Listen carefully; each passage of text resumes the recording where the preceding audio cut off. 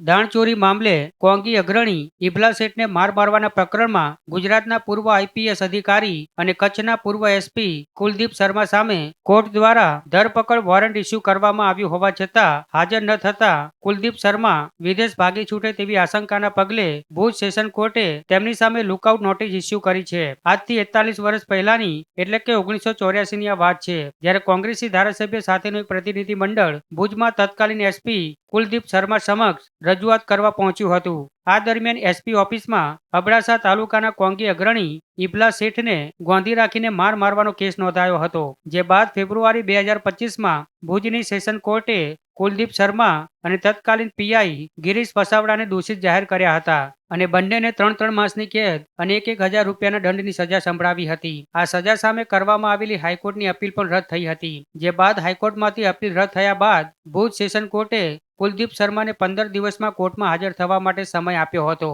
જો કે આ મુદ્દત પૂર્ણ થયા બાદ પણ કુલદીપ શર્મા હાજર ન થતા કોર્ટે તેમની ધરપકડ માટે વોરંટ જાહેર કર્યું હતું। તેમ છતાં હાજર ન થતા પોલીસે કોર્ટ સમક્ષ અરજી મૂકી હતી કે કુલદીપ શર્મા વિદેશ ભાગી ન જાય તે માટે લુકઆઉટ નોટિસ ઇસ્યુ કરવામાં આવે, જેને કોર્ટે મંજૂર કરી છે। આમ કાયદાકીય પ્રક્રિયાના 41 વર્ષ બાદ પણ પૂર્વ ઉચ્ચ અધિકારી પર કાયદાનો શકંજો કસાયો છે।